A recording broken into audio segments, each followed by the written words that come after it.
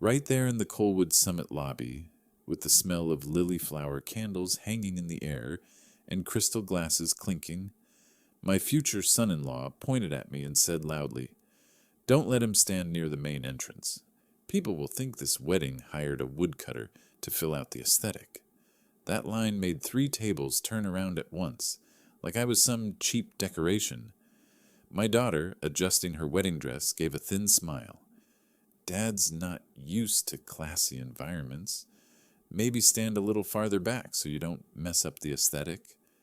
They said it right to my face, as if I wasn't her father. Just a shadow standing there for them to insult one more time to make things complete. If you've ever tasted the feeling of being treated like the extra at a place that should have belonged to you, ever heard your own child use a crowd to measure your worth, leave a single dot. And if you want to walk with me to the end of this road of truth, I'd truly appreciate it if you hit subscribe to catch the next part. Allow me to tell my story. Blue Willow. Forest in early June always carries a strange kind of light, a thin, silky glow as if the woods are guarding something from the chaos of the outside world. For 15 years, I, Harrison Cole, 63 years old, have lived inside that light. An old wooden cabin I built myself, a Ford F-150 from 2003, and a dirt trail cutting through the woods down into the valley. To the town at the foot of the mountain, I'm just the old woodcutter who likes living alone. I let them think that. Silence is sometimes the safest way to live. But 6 miles from Blue Willow Forest, on the mist-covered ridge of the Smoky Range, there's a place called Colwood Summit Lodge, the most luxurious resort among the 3 lodges I own. What no one at Colwood Summit knows, not even my daughter, is that the true owner of all 3 lodges, of the entire stretch of land atop the Smokies, is me. My name sits buried deep in the legal layers under shell companies. Only my late wife Aubrey's old attorney still remembers. The regular employees at the summit know me by another name, Hank, the quiet old maintenance man, the one who fixes squeaky hinges, replaces light cords, hands out moisture control powder, and clears pine sap off the front porch. A man paid by the hour who wouldn't survive without chopping a little extra firewood in the forest. That's the role I chose, and they all follow one rule I gave them, an unwritten NDA no one dares to break. Don't mention my name in front of guests. Don't contact me outside of maintenance work, and absolutely don't tell Aubrey. They think I'm an old broke laborer living off calloused hands, and I let them think that. I wanted to stay in control. I wanted my daughter to live a life where she didn't see her father's wealth overshadow every choice she made. Then, the day she demanded I be removed from the wedding guest list, that disguise became the cruel proof that she had forgotten who her father truly is.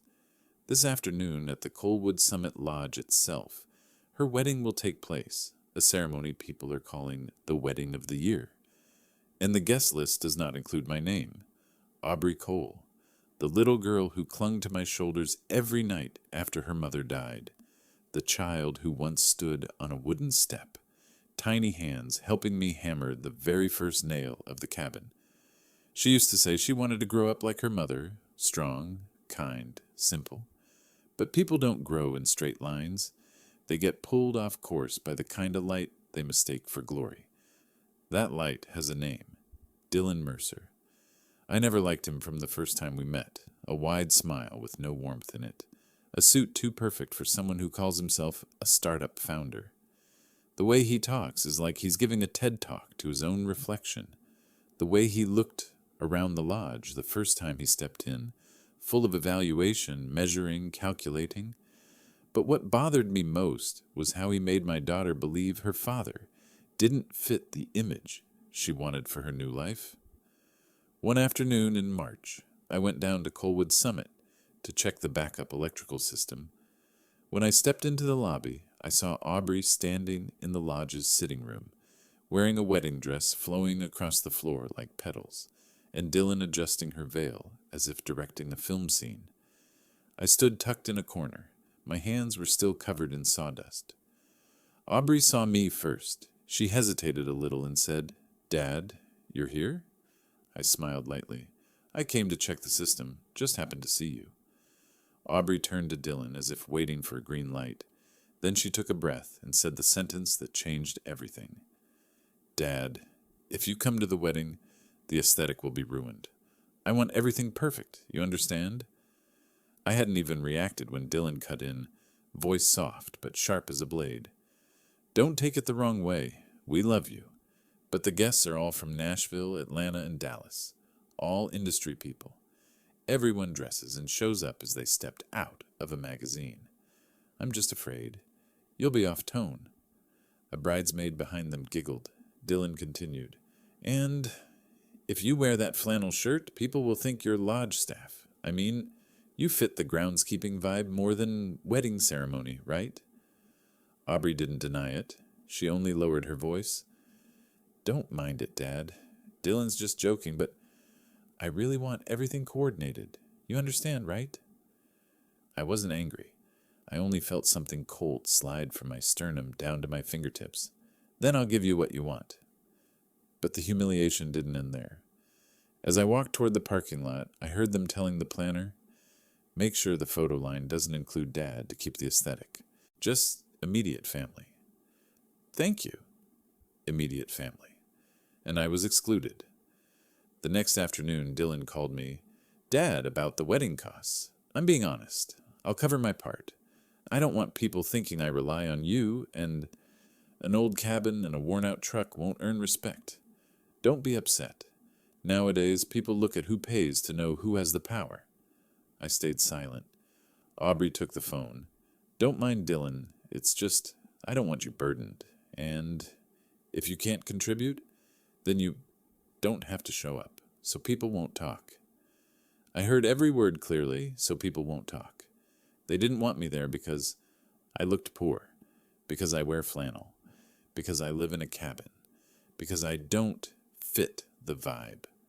And they didn't know I'm the one who pays the general manager of the very lodge they're proudly taking wedding photos in.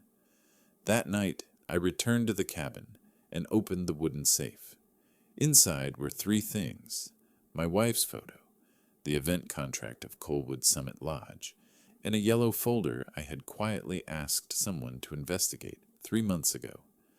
My fingers stopped at a familiar line. Clause 14, in a C, right to suspend non-essential services. I remembered Dylan's smug smile. Remembered my daughter's eyes when she said I didn't fit the aesthetic. I touched my wife's picture once, then closed the safe. If you choose illusions, then I'll let you see their price.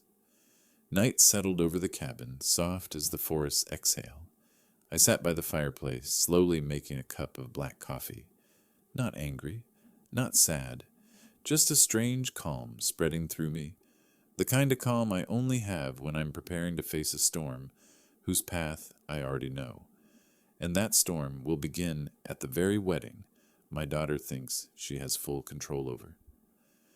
After being barred from the wedding for aesthetic reasons, I didn't go home right away. I drove my old Ford F-150 up the high ridge that looked straight down at Colwood Summit Lodge. Evening mist clung to the windshield like a thin layer of dust. From there, the Ivory Lodge rose out of the forest like someone else's castle, a place my own daughter believed I was unworthy to step into. I turned off the engine and sat in silence. Wind hit the truck cabin in soft pulses. I pulled out my phone and looked at the message thread saved under Important. The latest text was from Dylan, sent at 11:04 that morning. "Don't come anymore. Not the vibe. My guests are all finance people.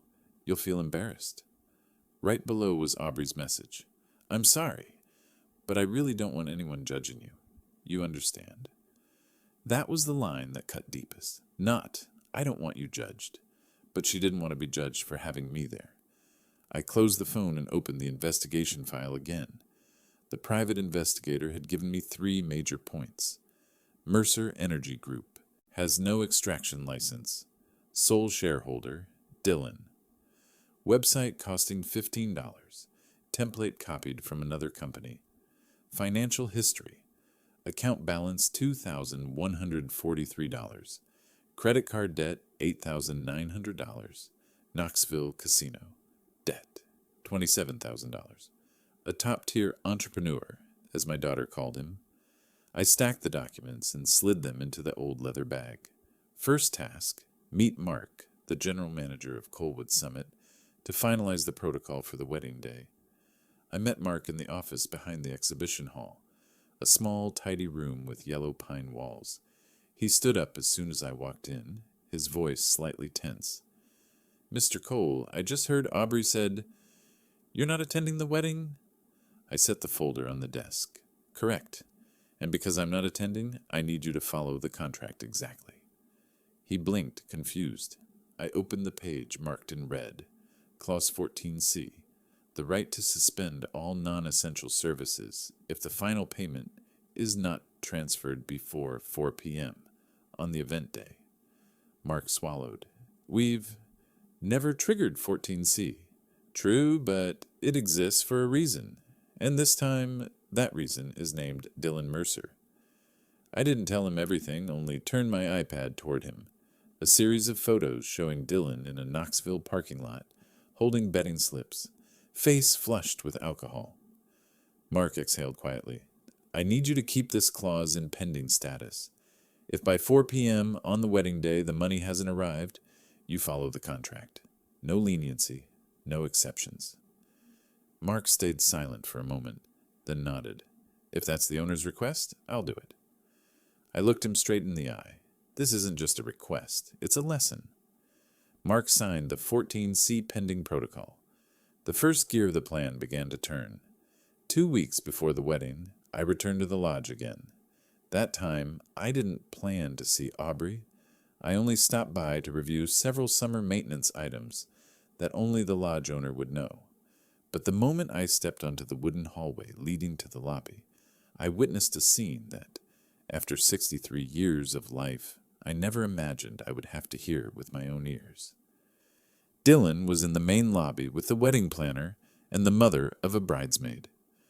None of them noticed me standing behind a wooden pillar. Only 3 steps away, the planner asked, "About the front row seating. What about the father of the bride's spot?" Dylan laughed, a sharp sound that made my spine go cold. "Leave it empty. Aubrey's dad? No, he's... how do I put it? Like a maintenance guy who wandered into the event. Old flannel shirt, hands always covered in sawdust. One look and you know he's not our crowd." The planner hesitated. "But what if guests ask?" Dylan shrugged. "Say he's busy, or fishing, or drunk. Whatever. Just make sure no one sees him. Honestly, if he sits in the front row, the entire aesthetic collapses." The woman laughed and said a line I will remember sound for sound. "Oh God, so he's exactly like those old forest men, huh? Like the type who build rotten wood cabins on TV." Dylan replied instantly, "Exactly. That. You can see the poverty in him." My hand was in my pocket, clenched until my knuckles cracked. But I didn't step out. I didn't say a word. Silence is the best way to make people careless. When they left, I walked straight to the electrical room. Every step echoed inside me like stones thrown into a deep well. 3 days before the wedding, Aubrey called me. Her voice trembled with excitement.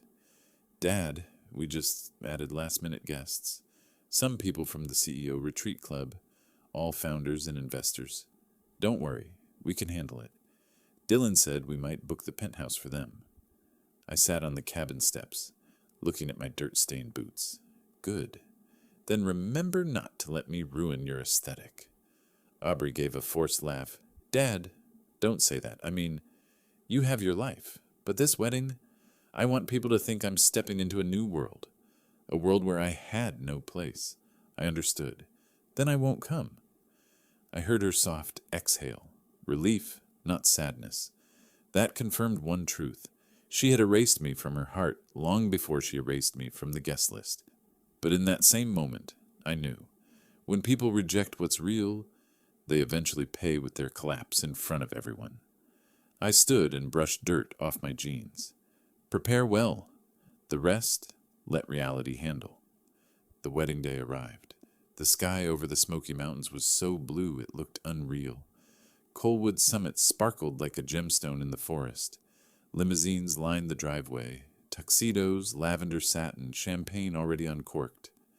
I stood among the trees, hand resting on the truck door, watching. Aubrey appeared on the second-floor balcony, beautiful, young, painfully innocent. Dylan stood beside her, adjusting his tie, smiling like a man who thought he'd conquered the world. But the only thing truly winning was the truth. I muttered a quiet promise. "It's time, Aubrey. You want false light. I'll show you how fast it dies."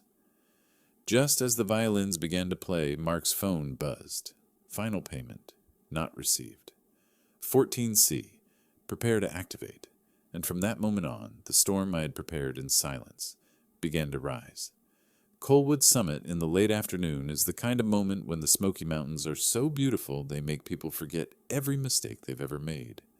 The last sunlight poured over the wedding plaza like diluted honey, turning everything gold: the ghost chairs, the lilac satin ribbons, the sparkling champagne glasses, all designed to create the perfect wedding photo, if everything was paid on time. I stood on the hillside behind the lodge, among tall pines, watching from afar through an old military binocular. Aubrey was taking pictures with her bridesmaids, her wedding dress soft as moving water, her lips curved in the kind of smile I once hoped she would keep all her life. Dylan was with his groomsmen, bragging about the same recycled story of Mercer Energy Group about to be listed on OTC, sounding like guys who just made a little money during a crypto bull run. I checked the watch on my wrist. From the walkie-talkie clipped to GM Mark's belt, the accountant's voice came through. "Transfer still not in. Payment code failed. Insufficient funds." Mark stared at the screen for a long moment, as if he couldn't believe it. He looked up at the shimmering wedding scene in front of him, then toward the forest, where he knew I was standing. Then he walked to the DJ booth. No one noticed. No one knew. No one suspected. The violins were playing Clair de Lune. The music was so beautiful that guests from Chicago, Boston, and Charleston were already turning around to post Instagram stories. The white piano in the garden sat neatly under the willow tree, like something out of a painting. Mark leaned toward the DJ's ear and handed him the order signed, "14C pending, activate upon failure." The DJ's eyes widened. "Right now? The ceremony hasn't started." "Protocol," Mark said, voice low. "Shut down all non-essential services. Switch to emergency conservation mode." The DJ took a breath and pressed the button. The sound from the Bose system went silent instantly. Not the kind of off switch with a loud click. No, it was absolutely quiet, like someone had pulled all the oxygen out of the air. The speakers died without a sound, leaving only wind and the breath of the crowd. Then next, the overhead and garden lights dimmed to about 60%. Not fully off, because that would be illogical for a functioning resort, but lowered to a safe, energy-conserving level, exactly as Clause 14C specified. The scene looked as if someone had twisted a giant dial to turn the event from luxury to minimalist. Guests began murmuring, "Huh? Why are the lights dim? Where's the DJ? Why did the music stop? The bar? I think the bar just closed." Correct. The head bartender had received Mark's notice through the internal system. Suspend alcohol service. He immediately pulled down the bar curtain and locked the liquor safe. The bartenders exchanged confused looks, but followed procedure without question. Catering was shut down as well. The head chef signaled the staff to stop bringing out appetizers. The servers began pulling back the trays in their hands, as if the party had ended without warning. A silence both confused and heavy spread through the rows of seats. The MC ran onto the stage, looking at Mark one last time before lifting the microphone. He took a breath, his face pale. "Ladies and gentlemen, the ceremony is temporarily suspended due to unresolved billing issues." The last two words, billing issues, dropped like a stone into a still lake. The ripple spread fast, loud, chaotic. Aubrey stood frozen. The smile on her lips vanished completely. One bridesmaid thought the MC had misread the script. She laughed loudly. "Come on, this is a joke, right?" No one answered. The wealthy guests with glossy pinned hair and champagne glasses in hand began whispering, "They didn't pay?" A top lodge in the Smokies shutting down the bar. God, whose wedding even is this? I saw a bridesmaid pull out her iPhone. Camera on, she tilted her face, voice full of adrenaline. "OMG, guys, this wedding is collapsing in real time. Look at this. The lights just dimmed. The bar is shut, and the DJ is dead silent. This is crazy." In less than half a minute, that video hit TikTok. The hashtag #GuruColewoodWedding started climbing. A man in the third row looked around. "Where's the groom? Did he go fix the payment?" No one could find Dylan. Aubrey spun, searching for him in the crowd. Nothing. Her wedding dress twirled in the evening breeze like a frightened white cloud. "Dylan!" she called into the stage mic, her voice shaking. "Baby, where are you?" No reply. Mark stepped up beside Aubrey, explaining quietly. I couldn't hear him, but I knew every word he said. In the end, they didn't pay enough. The system activated automatically. I'm truly sorry. Aubrey stared at Mark as if he were speaking another language. Then she looked at the guests. Then at the server's clearing table. Linens were even, though the ceremony hadn't begun. The elegant atmosphere turned into an evacuation scene. An older woman in a navy dress cleared her throat. "Has anyone called management? This must be a system mistake, right? No way a wedding like this just powers down." A silver-haired businessman replied, "Not a power failure. This is emergency mode. I've seen it when corporate clients don't pay on time." The crowd, realizing what they had been refusing to believe, began looking at Aubrey with a mix of pity and curiosity. On stage, Aubrey trembled. "Mark, this is my wedding. You have to turn everything back on, right now." Mark shook his head. "Without final payment, we are not allowed. Clause 14C has activated exactly as written." Aubrey stepped back. No way. Dylan said he transferred it." Mark opened his tablet, showing her the red text. "Transfer failed. Insufficient funds." Aubrey collapsed onto the steps, no longer caring if her dress got dirty. One of her friends rushed over. "Aubs! Where's Dylan? Where is he?" Aubrey choked. I don't know." The live-streaming bridesmaid walked closer, shoving the camera toward her face. "Aubrey girl, say something to the viewers. How do you feel about the lodge shutting down your wedding?" I stood from afar, looking down. Not happy, not satisfied, just silent. Guests started, stepping back as if avoiding a fire. Servers kept clearing tables, each napkin pulled, each glass collected. The sound of utensils clinking into metal trays rang out like cold steel. Aubrey was left alone on the stage, her arms wrapped around herself, the dimmed lights casting over her like an unfinished sketch. She kept repeating, "Where's Dylan? Where's Dylan?" But that night, no one stepped up to hold her. No one shielded her. And Dylan, just as I predicted, vanished the exact moment responsibility arrived. A wedding of the century. A historic shutdown. A new hashtag is beginning to spread. Sex Colewood collapse. The Colewood Summit Ballroom no longer looked like a place meant for a wedding. The lights were still in energy-saving mode, casting that dull yellow glow of parties being cleaned up after all the guests have gone home. The reception tables were half cleared, linens rolled up, the bar closed, staff whispering to each other in low voices as if some accident had just happened. But none of that was the final blow meant for my daughter. The ballroom doors burst open, not from the garden side, but from the hallway leading to the parking lot. A middle-aged couple walked in, both dressed like elegant groom's parents. The man in a light gray suit and moss-green tie, the woman in a champagne midi dress, her hair curled in that refined East Coast style. But what caught my attention wasn't their outfits. It was the fact that they walked in at the exact moment everything was falling apart, and they showed absolutely no surprise. In fact, They exhaled in relief, like they had just finished a heavy shift. The man, who I would later learn was named Trent Whitlock, pulled a pack of cigarettes from his suit pocket. Right there in the ballroom, with hundreds of guests still scattered around, he lit one calmly, exhaling smoke like he was backstage at a Broadway theater instead of at a luxury wedding. A wave of whispers rose. Is he smoking in the ballroom? Does anyone know them? Aren't those the groom's parents? The woman, Valerie, slipped off her heels onto the hardwood floor, rubbing her feet, then checking her watch. Right on rap time, she said, voice tired but casual. I thought we had to keep acting for another 30 minutes. Aubrey heard every word. She stood only about 10 feet away in the dim ballroom light.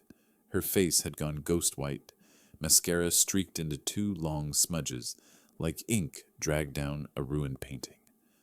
Aubrey stepped closer, her voice trembling so badly people had to strain to hear it. You're Dylan's mother. Why did you say acting? Valerie sighed, speaking in a tone meant for a director, not for a devastated bride. Sweetheart, we're actors. Dylan hired us for 4 hours, $600 flat. He said he needed parents who look upper class, that's all. We just did what the contract asked. That sentence detonated inside the ballroom. Not a loud explosion, but the kind that makes everything come apart. Every guest, those who were already holding phones to record the wedding collapse, lifted their cameras higher. Shutter clicks erupted. Live streams went live. Comments flashed so fast the screens blurred. A bridesmaid gasped and covered her mouth. Oh my God, he rented his parents? An older man whispered to his wife, This is fraud, dear God. Aubrey stood perfectly still. Valerie continued as if delivering the last lines of a script. We didn't know the ceremony hadn't finished, but our contracted time is up. We have another show in Gatlinburg. Hope you understand. Trent tapped his cigarette on a nearby table. Voice drained. You know, Dylan told us this was just a content wedding. Shoot some clips to put online. I thought it was one of those new trends. A wave of humiliation swept through the ballroom. Aubrey stepped back, hands shaking, mouth open but voiceless. Her hair fell limp, the layers of hairspray no longer holding the perfect bridal style. The same guests who had called her an iconic bride that morning now looked at her with the kind of expression no bride ever wants, pity mixed with curiosity and disbelief. Kelly, the bridesmaid closest to Aubrey since college, walked up, not to hug her, not to shield her, not to comfort her. Kelly looked at Aubrey as if she were watching someone who had destroyed her own life. And then Kelly said the line that made the entire ballroom stop breathing. She built an entire life just to show it online. And right now, that life is turning its back on her. Aubrey looked like she'd been slapped. She turned toward the large mirror mounted on the ballroom wall, the one the planner had set up for guests to check their aesthetic. In the reflection stood a bride who never made it to her vows, mascara running in 2 black rivers, the dimmed lights making her look like a disaster of a character after a ruined shoot. Mirror humiliation, double the shame because the first witness is yourself. A young guest lifted her camera toward the mirror. Oh my God, this is cinematic. The bride is realizing everything was fake. Someone else added, he hired his own parents. This is peak delusion. Aubrey pressed a hand to the mirror. Her foundation smeared in a blurred print. She whispered so softly it barely reached the air, but the ballroom was silent enough to catch it. No way. Dylan wouldn't do this to me. He wouldn't. But at that moment, the world didn't care whether Dylan would or wouldn't. The world only cared that all of it was being filmed live. Valerie adjusted her hair, offering a professional smile. Sweetheart, I know you're shocked, but we're just working. Dylan said he needed groom's parents for an East Coast tycoon vibe. Honestly, I think you deserved a proper wedding. The line landed like both pity and execution. The ballroom became a stage where every actor had been unmasked. Everything Aubrey had tried to build, her aesthetic lifestyle, her success, her illusion of marrying into a higher class, was stripped bare in an instant. Guests began commenting without restraint. The bride got scammed. The groom fled. The in-laws are actors. This is a real wedding collapse, a man snorted. I'm not sure what's more shocking, the shutdown or this. Valerie walked out, Trent following. They exited the ballroom like two performers finishing a Sunday matinee. When the door closed, the soft click echoed like the final applause of a play. Aubrey stood there, alone, under the dim lights, among half-cleared tables, surrounded by hundreds of staring eyes and phones still streaming live. And in that moment, I knew. This was only the first floor of the Tower of Truth. The remaining floors would be far more merciless. The Colwood Summit Ballroom was still drowning in the dimmed glow of energy-saving mode when the DJ booth suddenly lit up. Not with the warm, romantic lighting of a wedding reception, but with the cold, blue, clinical glare of a digital LED screen, the kind used to display pricing charts at conferences or project the face of someone being reprimanded at a shareholder meeting. The DJ was still there, not yet dismissed because he hadn't signed the shift-ending paperwork with management. On his laptop screen, a file had just been airdropped to him with a very clear name. Mercer Fraud Package, Final Cut. He frowned, looking around for the sender. In the corner of the ballroom, where the hillside's shadow dipped into the room, I stood alone. No one else noticed, but the DJ saw the sender ID, Harrison's iPad. No words were needed. He pressed Accept. The LED wall behind the stage lit up, filling with a stark black background. The ballroom, already chaotic, fell silent in one collective breath at the unexpected sight.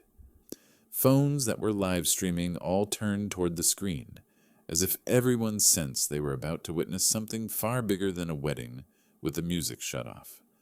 Bold white text appeared, the truth about Dylan Mercer. A few guests gasped, "Oh my God!" Someone else let out a startled laugh. "Oh my Lord, is this a presentation?" And then it began. The first slide appeared, photos of Dylan walking out of the Knoxville casino, holding chip cash-out slips. Not one photo, many photos, different days, different angles. A male guest frowned. Didn't the groom say he's a CEO? What kind of CEO is at the casino every night? An older woman whispered to her husband. And here I thought Mercer Energy Group was a real energy company. Laughter burst from the back. Aubrey was breathing hard. The next slide, civil judgments and court records. Mercer vs. Flynn, civil judgment, $18,400, unpaid debt. Knox County Court, case number 22, CV 1190, failure to compensate contractor. Small claims, $6,200, bounce check. A guest cried out, "Jesus, the groom is being sued everywhere." Another said, half laughing, half pitying, "This isn't a wedding anymore. This is a traveling courtroom." Aubrey staggered and grabbed a pillar. Next slide, debt-begging emails. "Just need $2,500 to flip things. We'll repay in 10 days. Don't tell Aubrey." The last part, "Don't tell Aubrey," expanded across the entire screen like a punch to my daughter's dignity. Guests screamed, "No way!" A girl live streaming yelled into her phone, "This is insane! The bride didn't know anything!" Aubrey collapsed onto the stage steps. The next slide made the room erupt in cruel laughter. The MercerEnergyGroup.com website, a free template, cheap layout, watermark still on the logo, content copied from a Texas energy firm. A young guest said, "Oh my God, the $15 company." An older businessman snorted, "He's not a CEO. He's cosplaying a CEO." Laughter spread viciously through the hall. Aubrey could no longer stand. She dropped to her knees, hands on the floor, mascara dragging into two dark rivers. Phones zoomed in on her. Voices floated around her. She really didn't know. This is humiliating. Her whole aesthetic life just collapsed.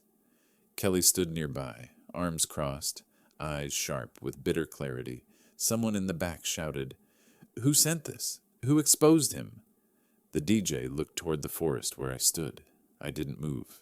Another guest walked closer to film each slide in detail.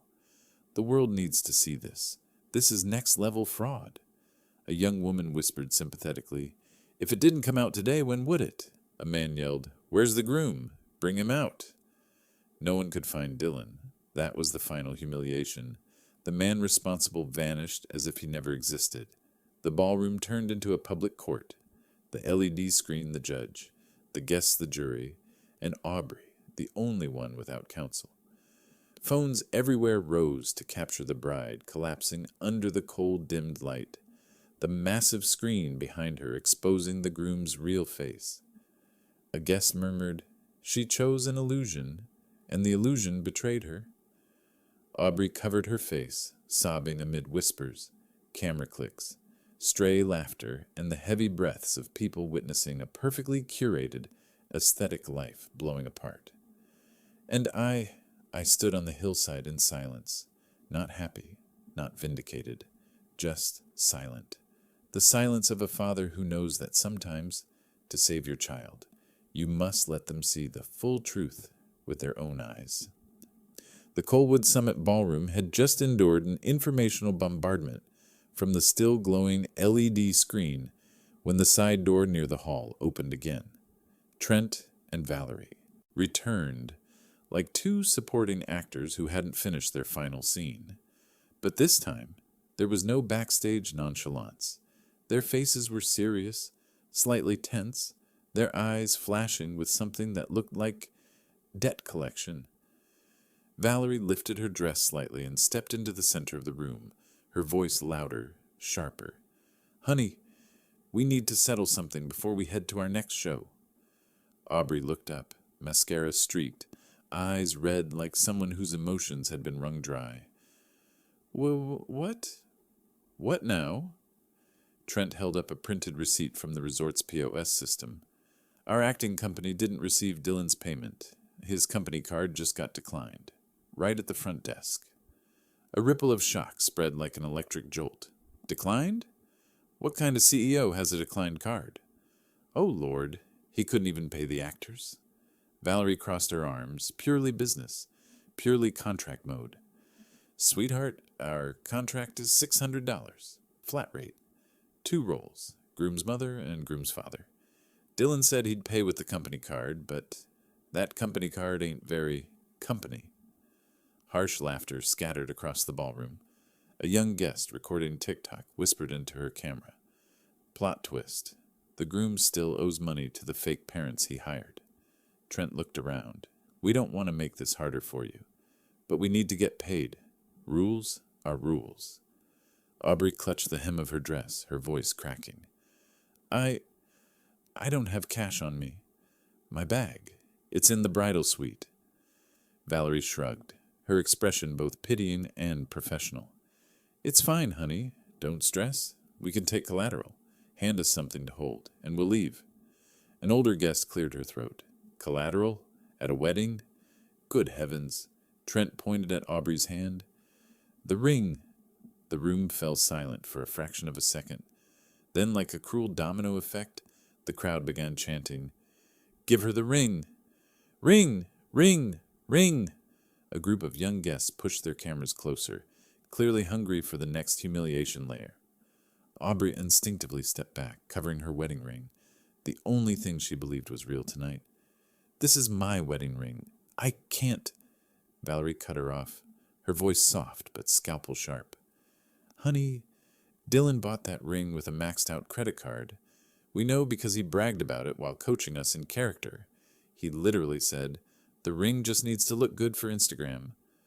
Aubrey flinched as if slapped. A bridesmaid clutched her chest. "Oh my God, he really said that?" Valerie nodded. "If you don't believe me, I have the rehearsal recording. He complained the ring looked cheap, but said, 'Doesn't matter. They only look at the first 10 seconds of the proposal video.'" Someone in the room cursed. Another shook his head. "He's a scammer on every level." Aubrey tried to stay upright, but her legs trembled. Valerie extended her hand firm. "The ring? A contract is a contract. Trent added, think of it as temporary. When Dylan pays, if he pays, we'll mail it back, with a tracking number. A guest snorted, he'll never pay, not in this lifetime. The ballroom now resembled an arena of spectacle. Dozens of phones raised, cameras recording from every angle, the pale LED light illuminating a bride being forced to remove her ring at what should have been the happiest moment of her life. Aubrey lifted her hand, but was shaking so badly she couldn't twist the ring off. Valerie remained patient, but cold. Honey, breathe! Turn it to the left. That's it. Aubrey tried. The ring stuck. The crowd buzzed. She can't even get it off. The bride has nothing left to lose? Someone filmed a close-up, zooming in on Aubrey's trembling fingers. The video would go viral. I knew it. Everyone in the room knew it. Finally. The ring slipped free, but because Aubrey's hands were shaking so violently, it fell to the wooden floor with a metallic clang, like a surgical instrument hitting tile. The ring rolled almost 6 feet before stopping under a chair, knocked over earlier in the chaos. No one picked it up. Everyone just filmed. Zoom. Zoom closer. Zoom until the reflection of Aubrey's mascara streaks glistened on the cheap silver-plated metal. Valerie walked over, bent down, picked it up between 2 fingers, examining it under the dim lights like a prop. Pretty, in a cheap way. Aubrey heard it. She swayed, both hands covering her head, as if trying to block out the sound. A guest blurted, "This is humiliation layer 4. I'm dying." Another whispered to her friend, "This isn't a wedding anymore. This is a documentary called How to Ruin a Bride in 5 Steps." Trent slipped the ring into his suit pocket and buttoned it. "All right, we've got the collateral. We'll head to our show in Gatlinburg. Good luck with all this." Valerie looked at Aubrey one last time, not cruel, not tender, just with the weary eyes of an adult who sees someone pay the price for chasing a cheap illusion. "Sweetheart, when you're ready to hear the truth, ask yourself why a man needs to hire his own family." Aubrey didn't answer. She stood there, arms limp at her sides, the bare finger on her hand, the final proof that her entire life, piece by piece, was being stripped away in front of hundreds of witnesses. Trent and Valerie turned and walked out. The ballroom door closed behind them with a sharp clack, the sound of a roll being declared. Out. The ballroom sank back into metallic silence. Guests kept filming. Phones kept live streaming. Aubrey stood in the center of the floor, staring at her empty finger, unable to speak. And that was the moment when a bride lost not only her ceremony, not only her groom, not only her dignity, but even a wedding ring that had never held any real worth. The Colwood Summit Ballroom had already endured the shutdown, the exposed actors, the exposed groom, the lost ring, things that seemed impossible to sink lower than. But life has layers of hell no one believes they will ever step into. Until the door opens, right in front of them. The large front doors slammed open hard enough to strike the wall with a heavy thud. Every guest turned. 3 men walked in, not the kind of men who attend a wedding.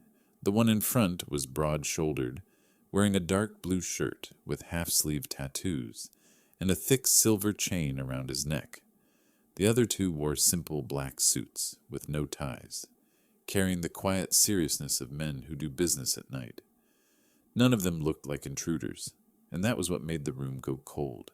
They were on the guest list, legitimate, assigned seats, names printed on place cards.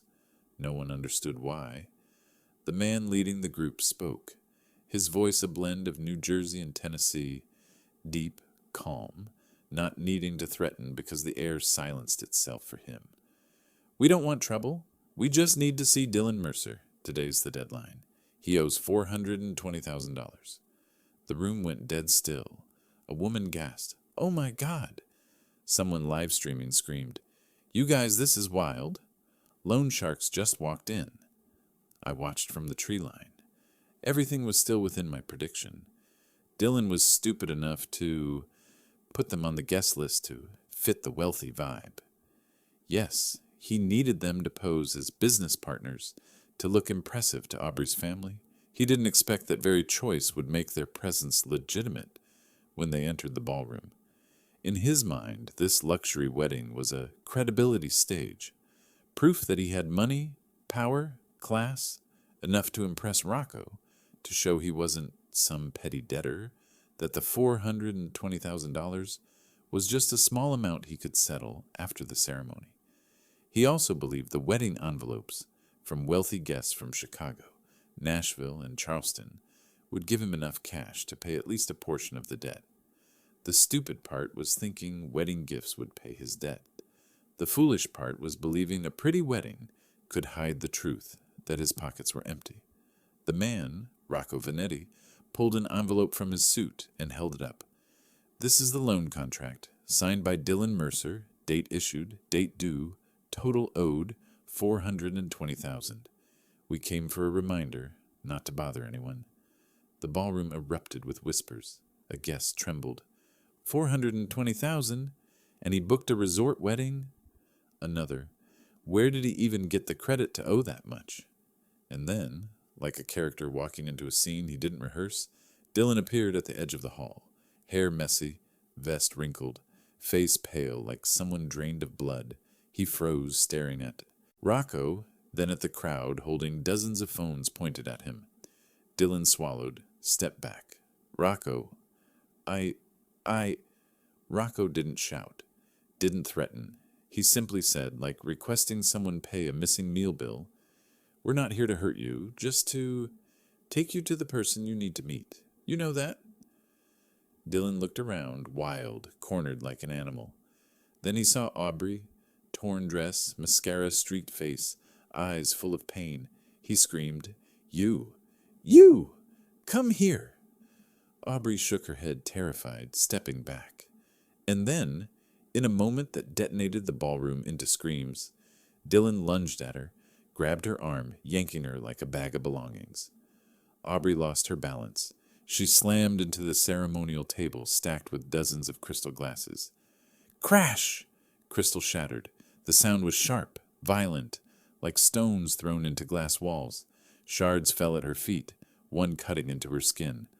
Aubrey collapsed, crying out, Ah! Blood seeped through the white tulle. The entire room screamed. Camera volume tripled. Live streams. He just pushed the bride. This is crazy. Rocco's face darkened. He signaled his men. He stepped into the center, voice low but echoing like a verdict. No one hurts a woman in front of me. No one. The two men restrained Dylan, not violent, not beating him, just securing his arms with the practiced precision of escorting a debtor. Rocco bent down to help Aubrey stand. "Miss, we're only here for the debt. Nothing to do with you. Let us take him. No harm to anyone else." Logical, direct, clean, legally sound. Dylan thrashed, Rocco, not today. This is my wedding." Rocco replied, cold and final. "This is not a wedding anymore, Mercer. This is the due date." The sentence sent chills through the entire ballroom. The men escorted Dylan between two rows of guests, like leading the criminal out of the scene. With every step he took, phones pushed closer. Guests yelled, "Pay your debt!" "Don't drag her into it. The bride is bleeding." A girl live-streamed Aubrey so close the drops of blood falling from her leg to the wooden floor were fully visible. "OMG, guys. She's bleeding. The bride is bleeding." Aubrey tried to stand, gripping the shattered table, breath uneven. Crystal shards glittered around her feet like the broken pieces of her life, sharp, cold, dangerous, reflecting the crowd watching like it was a show. Rocco looked at her, voice softer. "I'm sorry about what happened. He's our responsibility, but we don't hurt women. Do you need a medic? We'll call one." No one expected the loan shark to be the only person acting with ethics tonight. Before leaving, Rocco turned to the guests. "We are escorting Dylan Mercer for a business matter. No threats, no danger. No one needs to be afraid." His voice was steady, clear, like an airport announcement. The men pushed Dylan through the doors. He screamed, echoing through the hall. Don't take me, I can pay, I just need time. The doors closed. His voice vanished behind the thick walls of Colwood Summit. The ballroom fell into a ghostly silence, broken only by Aubrey's choked sobs and the faint dripping of blood onto the floor. She wasn't just abandoned, not just exposed, not just stripped of her ring. She had just watched her groom dragged away by his creditors at her own wedding, in front of hundreds of eyes. Wind from the Colwood Range swept down, cold enough to make every pine needle tremble in the dark, while the yellow lights from the North Trail Lodge gate washed over the road in a faded, paper-old glow. Aubrey was gently escorted outside by 2 security staff. No one touched her. No one pushed. No one spoke harshly. They simply followed resort protocol for guests, no longer in valid lodging status. After Clause 14C had been activated, the way they kept one respectful step away, their voices polite yet distant, hurt more than any physical force could. Mud, perfume, and torn fabric streaked across the white silk of her dress, now gray like cooled ashes. From a distance, the ballroom behind her was pitch dark, with only the blinking red exit signs flickering like dying heartbeats, and the murmurs of guests, the clatter of servers clearing pots and pans, the bartenders dumping leftover liquor. All of it became the backdrop to the moment her life went into freefall. One of the security guards spoke softly. Miss Aubrey, when 14C activates, all guests without valid lodging records are classified as non-client presence. Per Sevier County regulations, the resort is required to clear the area. If you need medical assistance, we can call. They spoke in the trained, formulaic cadence, neither cold nor warm, but absolutely devoid of emotion. That professional neutrality was what made Aubrey realize she was no longer the bride of the wedding of the century, but simply a person being asked to vacate the premises for lack of qualifying stay status, a procedural downgrade, a textbook humiliation. She stood wavering, tears carving 2 black streams of mascara down her cheeks, while her lipstick smeared like an unfinished smile wiped halfway. She looked around. No Dylan, no friends, no bridesmaids, no one. Only the wind from the forest and the metallic click of the automatic gate opening with a cold snap. And then she did the only thing she had the strength for. She pulled out her phone and called her father. The screen reflected her face, crooked, shaken, streaked with dirt and makeup, like a lost child in a crowded market.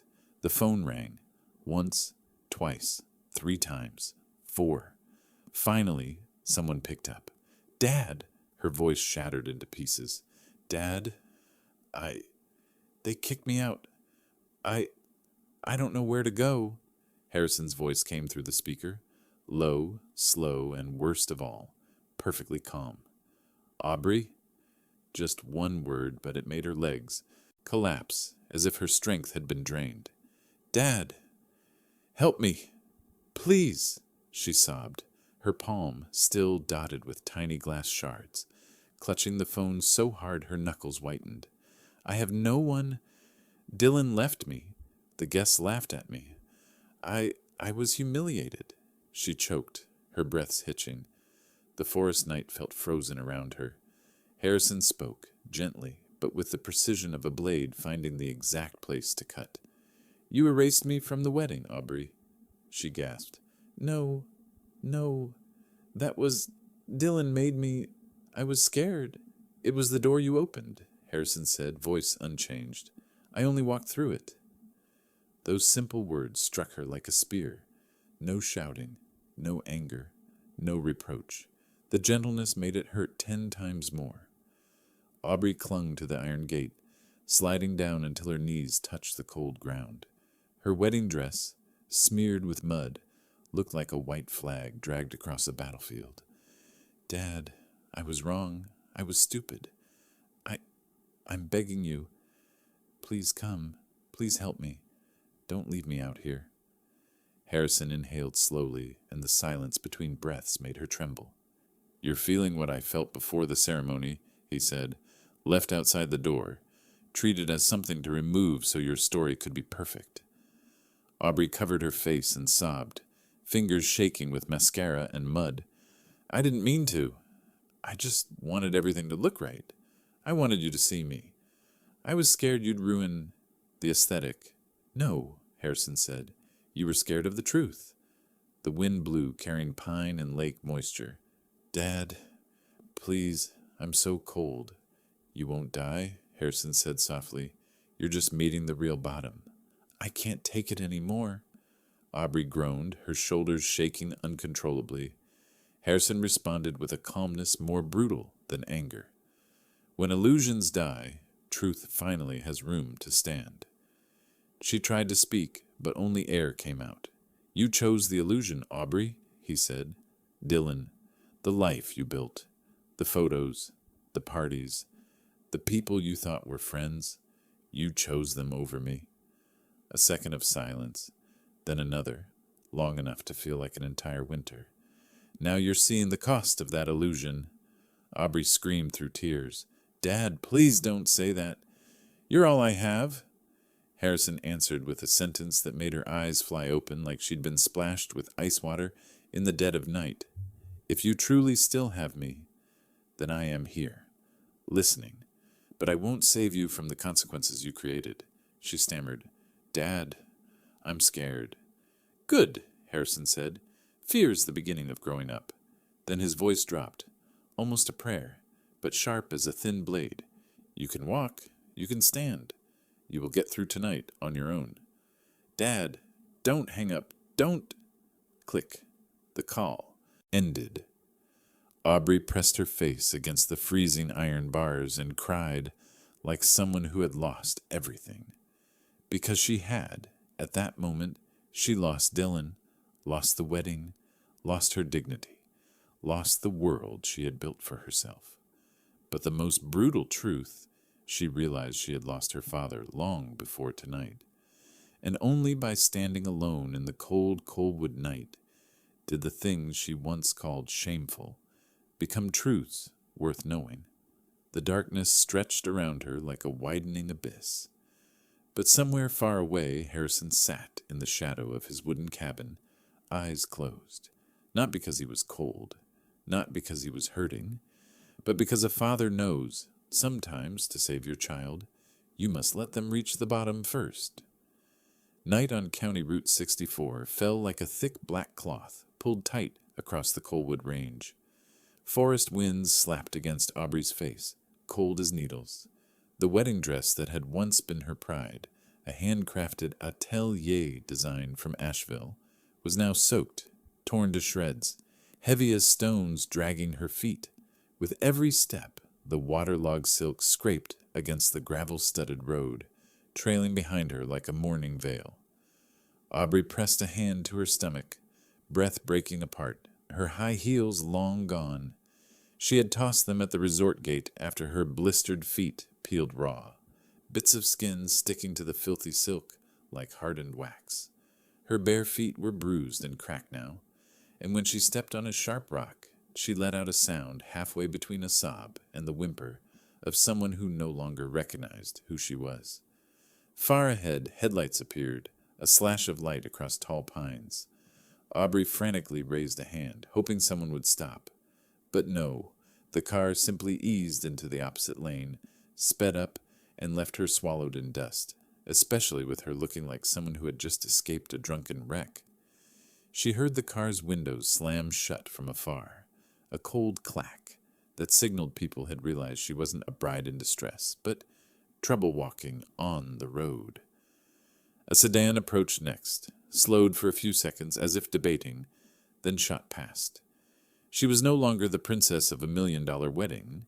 She was a smudged white ghost wandering the night, a scene no one wanted to get involved with. Then came the first spark in the spreading humiliation, a video from a group of lingering guests near the highway. A girl's voice shrilled through someone's phone. OMG, there's a bride walking on Highway 64! Another voice burst into laughter. Looks like she really got dumped. Aubrey didn't hear their voices directly, but her phone buzzed with notifications, tags, mentions, new stories. She didn't dare open them. She curated a life. But tonight, that life was curating her. Merciless, with the whole world watching, the dark thickened. Colwood Forest breathed on both sides like an old creature watching its prey. Moonlight struck the thin fog, glazing the road in a cold, glassy sheen. She tried lifting her dress to avoid stepping on the train, but the heavy fabric kept slipping. The scent of pine, the sour damp of weeds, and the metallic smell of blood from her feet mixed until her throat tightened. The wind grew colder. By mile 2, she began shaking uncontrollably. By mile 3, her toes went numb. By mile 4, she walked as if inside a nightmare. Everything slow, heavy, painful. And every time she reached for the hope that her father might come to get her, she heard again that stone-cold voice. "You barred me from the wedding. I only followed the door you opened." She told herself to keep walking, though she had no idea how much strength was left. What she didn't know was this. 200 meters behind her, the yellow headlights of Harrison's old Ford truck were following steadily. He drove slower than a cautious deer, always keeping enough distance that she wouldn't sense him, but close enough that if a car swerved, a wild animal charged, or a stranger approached, he could intervene within 1 second. He saw everything. The way she staggered trying to stay upright, the way she wiped her face only to smear it worse, the way the once dreamlike dress had become chains, clinging to her as if reminding her that every wrong choice carried weight. Harrison tightened his grip on the wheel, not from pain, but from a father's heart being torn between instinct to save, and the knowledge that if he saved her now, she would never grow. The night stretched on as if mocking them both. By mile 5, Aubrey no longer looked like a bride, no longer like a woman, not even like an adult. She looked like a child thrown out of the pretty world she herself had built. A gust of wind hit, dragging her dress sideways. She tripped over an exposed tree root, collapsing onto the freezing ground, her knees striking gravel hard enough to tear skin. She lay still for several seconds, as if wanting to sleep right there, as if wanting to disappear. Then she slowly pushed herself up. Her palms were covered in dirt and bits of crushed leaves. Her hair was tangled, matted with mud, her face smeared, features blurred beyond recognition, but she kept walking, one step, then another. When the faint glow of the cabin finally appeared at the end of the road, a thin, trembling yellow dot, Aubrey broke into voiceless tears. It was the shack she once mocked, the place she had said didn't fit the wedding aesthetic. Now it was the only light in the darkness. She dragged her ruined body up the pine-littered path, gripping the old wooden railings she used to cling to when playing hide-and-seek as a child. She didn't know that while she was still stumbling up the last slope, Harrison had already driven his truck around to the back trail, slipped inside through the rear door, the one whose hinges he oiled on purpose so they would never make a sound. He cut the back lights, walked into the living room, and stood behind the front door like a man who had planned every step in advance. She had only enough strength left to knock. One knock, then another.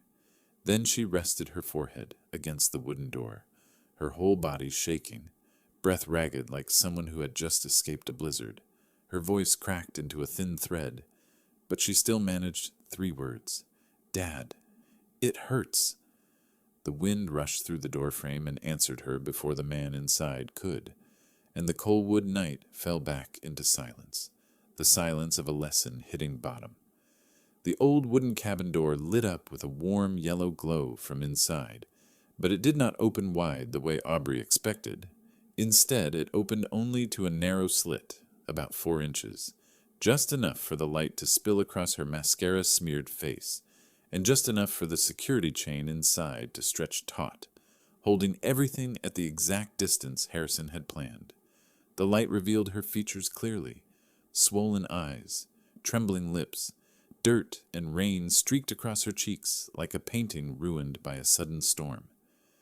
Harrison stood inside, his shadow cast across the wooden wall, straight, solid, unmoving. He looked at his daughter through the slit, as one might look at someone who had wandered too far from reality, and his voice came through, not raised, not harsh, but sharp as a scalpel. Do you know why I opened this door only 4 inches? Aubrey could only gasp through a choking sob, her shoulders trembling. Harrison continued, each word landing exactly where it belonged. Because the truth only needs a slit, that small, to get in. She broke down crying, the sound ragged in the night, but he didn't open the door wider, didn't comfort her, didn't hold her. He forced her to face the distance she had once created when she said, "Dad doesn't fit my aesthetic."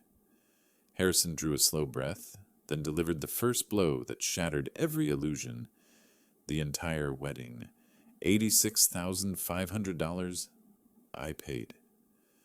Aubrey reeled as if struck. He paused, then continued, slow and precise as a needle.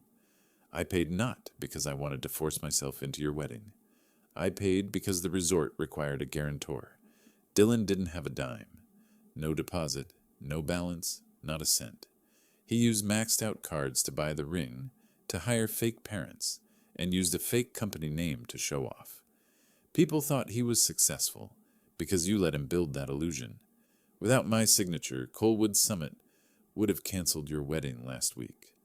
I paid to protect your dignity, to keep the wedding from collapsing before it even started. And most importantly, I paid to maintain the right to activate Clause 14C.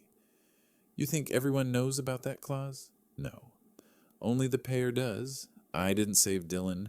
I saved you from an even bigger humiliation. Tears streamed down her face. Harrison continued. Aubrey collapsed, a broken sob escaping her like the last string snapping. Harrison didn't move, his hands resting on the door, his voice lowering but never softening. And another truth, the one you never asked about, never wanted to know, never dared to face. He looked straight into her reddened eyes. Colwood Retreats is mine. Aubrey froze, her hands gripping the doorframe, going limp. Harrison kept going. 27 cabins, 3 lodges, this entire region, and the forest you walked through every time you called my cabin poor, rural, or not aesthetic enough. He stopped long enough for her to hear the collapse of the world she believed in. I built this place with my own hands and your mother's. Every plank, every stone, every nail. I stayed in this cabin not because I was poor, but because this is the last place your mother left her warmth. A strangled sob tore from Aubrey's throat before she fell fully to her knees on the porch, gripping the edge of the door like a child begging to be let in. Dad, I didn't know. Harrison narrowed his eyes, not in anger, but in pain. You didn't know because you never asked. You only spoke, only demanded, only wanted your life to look beautiful online. He leaned down, reached his hand through the 4-inch gap, not to pull her up, but to place 2 items into her hands, a key and a sealed envelope. Here, Harrison said, is the key to Unit 4B, Willowbrook Apartments. A small place, safe, enough for you to live, enough for you to start over. I paid 3 months ahead. After that, on your own. Aubrey's hands shook as she opened the envelope. Inside wasn't money, but a job offer. Waitress position at Cedar Bridge Cafe, 10 minutes from the cabin. She stared up at him, disbelief shaking her voice. Dad, why? Because you need a job to stand on your own, Harrison said, voice low but steady. And because I cannot save you if you still believe you're living a life you cannot carry. She cried again, softer this time, weaker, honest like a child left alone on a long road. Harrison looked down at her and spoke his final words, words he had prepared since 4 months ago, the day she said he didn't fit her aesthetic and pushed him out of her big moment. Tonight is not punishment, it's a lesson. He slid the chain slightly, the clink of metal sharp as a surgical tray. Tonight you stand before your own door, and I will say this only once. He held her gaze, not with hatred, not with anger, only with the cold truth of a father who still loved his child, but could not indulge her any longer. 1 year of standing on your own, and I take you back. He tightened the gap of the door to punctuate his decision. 1 step backward, and I cut you off? Aubrey gasped. Dad, please, don't. Harrison shook his head slowly. No one grows up in arms that open too easily. You must walk on the same feet that tonight you let touch the cold ground. He released the door. When illusion dies, truth finally has room to stand. The door closed. The 4-inch gap remained, only enough for a thin stream of light to leak into the Colwood night, like a reminder that sometimes, to save a child, a father must let her break before she rises. Unit 4B at Willowbrook Apartments was nothing like the place Aubrey once imagined she'd live. Low ceiling, beige walls with old paint, a window facing a parking lot streaked with oil stains, and wood flooring warped slightly from last year's storm. But the apartment passed the county fire code, fireproof door, new smoke alarms, sprinkler system working, which meant it was safe. And safety was the first thing Aubrey had regained in months. She set her torn suitcase on the floor, switched on the kitchen light, the fluorescent bulb flickering twice before staying on. The place was cold, quiet, and completely devoid of anything aesthetic, like what she used to post online. But she knew this was where she started over. On the first morning, Aubrey put on a black button-down, tied her hair back, and stepped into Ruby's Diner, a place known for its pancakes, but also for picky customers and wages, so low most people lasted exactly 4 weeks. She was assigned the morning shift, Station 2. First tasks: wipe down, align fork and knife exactly 1 inch apart, and memorize a menu of 12 items. Things she once considered trivial now felt like a mountain. The moment she stepped behind the counter, a middle-aged man snapped, "Miss, I've been waiting 3 minutes." Aubrey flinched and rushed over. The man squinted. "You knew? You look like some city hot girl who took a wrong turn." Behind her, a Navajo co-worker named Marcy snorted, "Hot girl working here? Welcome to the real world, honey." Aubrey's face burned, but she said nothing. She remembered her father's words. 1 year on your own, pain included. At noon, she brought out an order of 3 pancakes, but the customer complained the syrup wasn't the right sweetness and demanded a replacement. She apologized, remade it, then got scolded again. "You spilled 2 drops of syrup. Seriously?" By evening shift, a customer left a $17 bill, but moved the tip line aside and wrote in pen, "Maybe smile more." She held the receipt, her hand shaking, but her face stayed calm. That night, in Unit 4B, Aubrey checked her wallet. After 1 week as a waitress, she had $72 left to survive the month. Laundry on the ground floor cost $2.50 a load. With grease-covered work clothes, she needed 2 loads. Total, $5. She looked at the electric bill taped to the table. $41.30. Cheapest internet, $19.99. With no way out, she closed her eyes, took her broken Gucci heels, ruined on one side, grabbed bargain glue from Dollar Tree and tried to fix them. For the first time in her life, she was repairing instead of replacing, and that made her cry. Not because she was poor, but because she realized she had lived as if the world existed to serve her, a privilege wrapped in naivety. In the weeks that followed, the humiliation no longer came from others. It came from within. She hated the grease smell, hated the clang of ladles on pans, hated the long sighs of customers asking for refills, but she still carried the coffee pot from table to table. One day, 2 college YouTubers recorded a vlog, loud enough for her to hear, "Bro, isn't that Aubrey from those How to Live a Soft Life videos? Look at her now, waitressing." They laughed. She didn't respond, but that night, she lay staring at the ceiling as tears slid sideways into her ears. During a late shift, a young group left exactly 1 penny as a tip. 1 penny. Aubrey stared at that tiny coin, gleaming under the diner lights like a punctuation mark of humiliation. Then she picked it up and pocketed it, not because it had value, but because it reminded her. Everything begins at the bottom. Then, like a tiny crack forming on thick ice, change began. One stormy night, rain pounding the windows, Marcy pushed open the freezer room door and handed Aubrey a hot chocolate. "Here," Marcy said. "Nobody gets through the first weeks without crying. You're not bad. You're just new." It was the first kind thing Aubrey had heard in months. The next day, she served an elderly couple. The husband said, "Thank you, dear. You've been lovely." A small compliment, grain-sized, but it hit the deepest part of her heart. Then came small steps. She learned to calculate tip down to the cent, knew the busy hours to swap shifts for extra money, learned ramen only needed half a flavor packet to save sodium, learned to adjust schedules for one night off, learned to borrow books from the public library about minimalist living, learned that when life strips away everything beautiful, all that remains is character.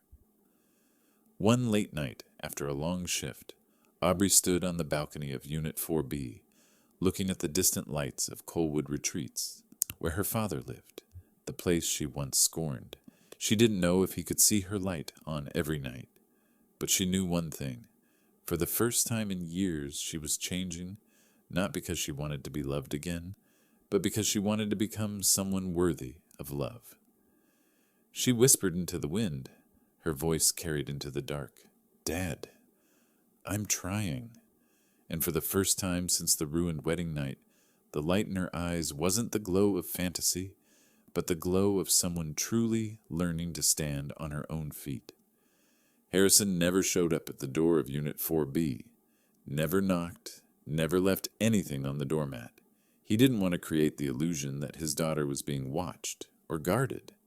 For Aubrey to truly grow up, she had to believe. No one was holding her up. No one was cushioning her fall, and every step she took rested on her own legs. But he was still a father, and a father's heart, no matter how hurt, still clenched at the words, "Dad, I'm in so much pain on that freezing Colwood night." So Harrison chose the only way that satisfied both discipline and instinct. Every 3 weeks, always on a Thursday night, he drove his moss-green old truck to the end of Willowbrook Street, turned off the lights, lowered the window 1 inch, and silently watched from afar. Not close enough for Aubrey to notice, not far enough that he wouldn't reach her in a second if something happened. It was the only compromise between duty and love. Autumn drifted by slowly, then quickly, then blew away like the yellow leaves torn off their branches. The first Thursday night, Harrison saw Aubrey walking home after a late shift, holding a cheap grocery bag, her face still carrying the exhaustion of an 8-hour day. But something made him look longer. She was holding an umbrella over Marcy, the coworker who once teased her as a hot girl who strayed into reality. Marcy shivered under her wet coat, clutching a stack of damp order tickets. Aubrey tilted the umbrella so much that her own left shoulder was soaked so the other woman could stay dry. Harrison tightened his grip on the steering wheel, not from worry, but from pride. A cold, quiet kind of pride he refused to let escape into sound. 3 weeks later, autumn was brushing up against winter. More leaves on the ground, sharper wind. Harrison stopped at the same corner. This time he saw Aubrey walking beside an elderly lady with silver hair and a slow gait. The woman was pushing a heavy grocery cart with one wheel jammed. Young people passed by without a glance, but Aubrey stopped. She crouched, checked the wheel, lifted the cart's front with both hands, and realigned the axle. The old woman thanked her in a trembling voice. Aubrey simply smiled.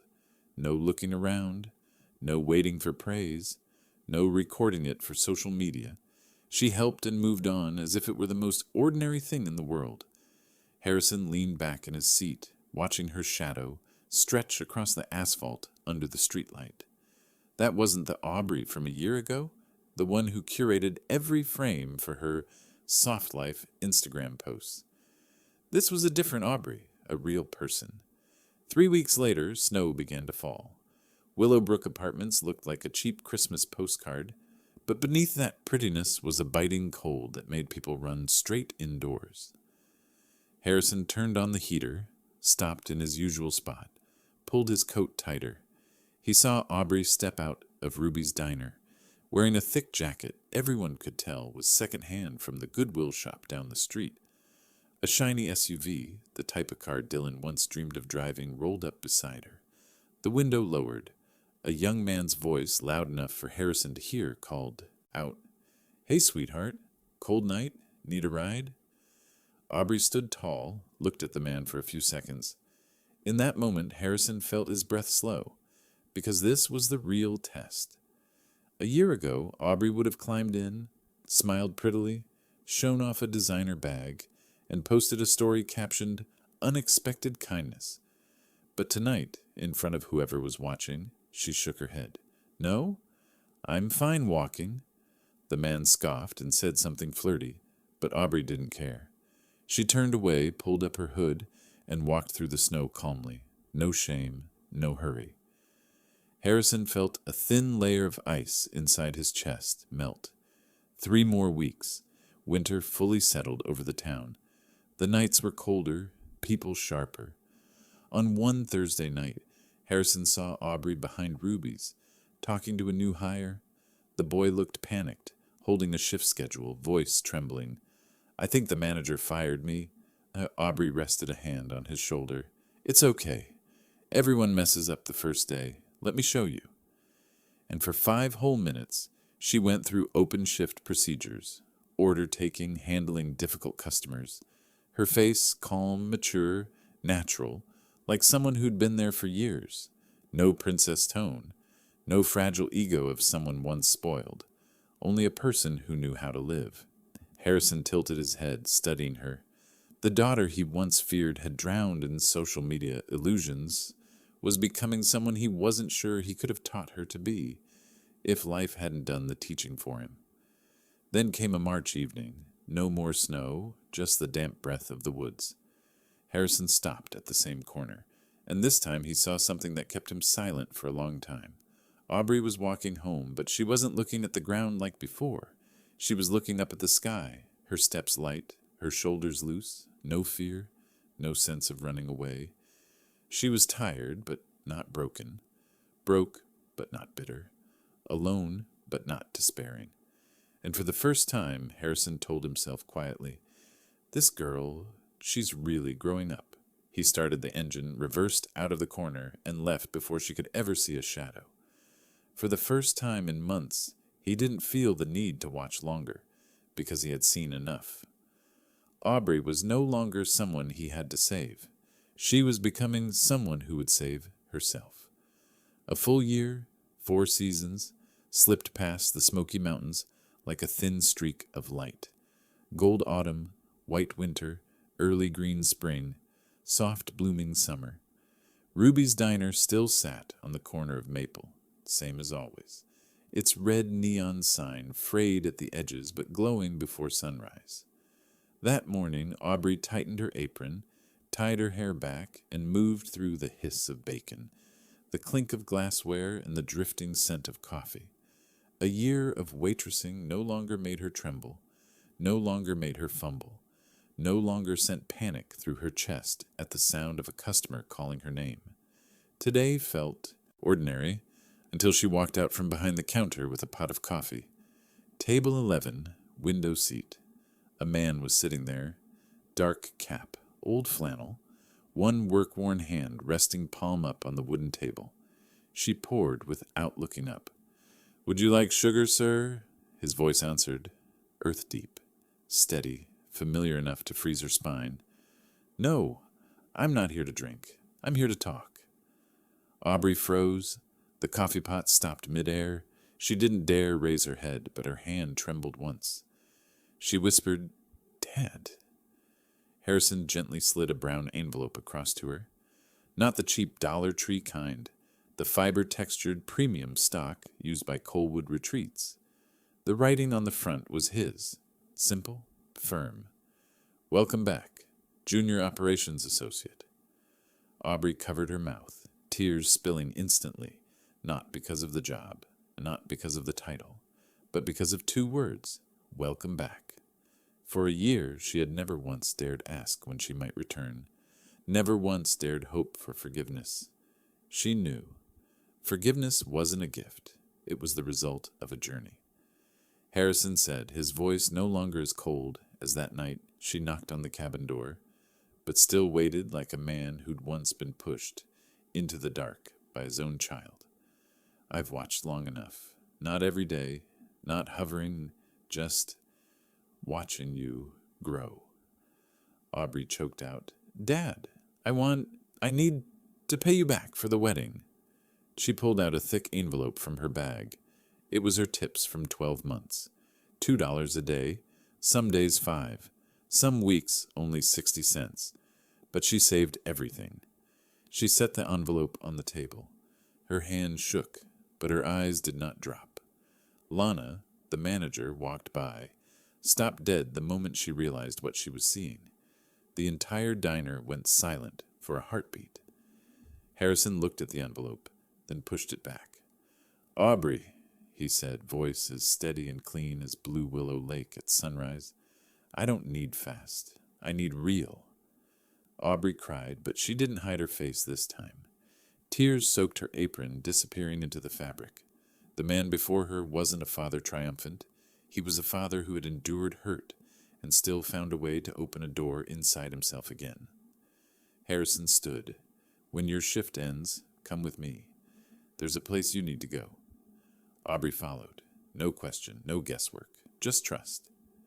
Harrison's moss-green truck stopped at the gate of Colwood Summit, the place where her wedding had collapsed into humiliation a year ago. The wooden board hung on the gate. Mark had placed it there under the automatic protocol of 14C, having no idea Aubrey was the owner's daughter because Harrison always used the name Hank. For a year, she'd walked past this place without ever lifting her eyes toward it. Today, the sign was gone. Harrison stepped forward and used a key with a pinecone fob to unlock the old latch. The gate swung open, but he didn't go first. He tilted his head toward her. You go ahead, because today, you're not entering as a delusional princess. He paused, but as someone who knows how to stand on her own 2 feet. Aubrey looked down the stone path leading to the courtyard, where chandeliers once dimmed mid-ceremony, where music cut out, where friends recorded clips, where her whole life shattered. Every step she took felt like walking through memory, through ridicule, through the sneers, through the streaked mascara in the mirror, but today she walked straight. No trembling, no bowed head, no flinching, just walking. Inside, staff were setting up for the spring conference. When the doors opened, every head turned. A few recognized her. Once they might have whispered. Today, no one said a word. For someone who climbed up from the bottom, silence is sometimes the highest form of respect. Harrison stood behind her, watching the way she held herself in the grand hall, the same place she had once collapsed under the weight of illusion. He said softly, like wind through the blue willow forest, Finally, you're shining the right way. Aubrey turned back. Her smile, her first in a year without fear, found him. Dad, thank you for letting me fall. Harrison looked at his daughter, the one who once lost herself in false light, now standing in the glow she built from within. In the Smoky Mountains, he said, like the closing line of a long journey, there are 2 kinds of people, those who chase borrowed light and those who learn to shine from within. Aubrey inhaled deeply, standing in the center of Colwood Summit, the place that once broke her. But this time, she stood like someone who rebuilt herself from cold ground, from blistered soles, from ramen nights and diner shifts. This time, she shone, not loudly, not theatrically, not for an audience, simply, honestly. If you've ever lived through a year where the world turned its back on you, where you had to rise from ruin, where you had to become real instead of pretty, leave a single, so I know you're still here. And if you want more stories where justice doesn't arrive with shouting but with silence heavy as stone, hit subscribe. I'll see you in the next story, where true light always follows the dark.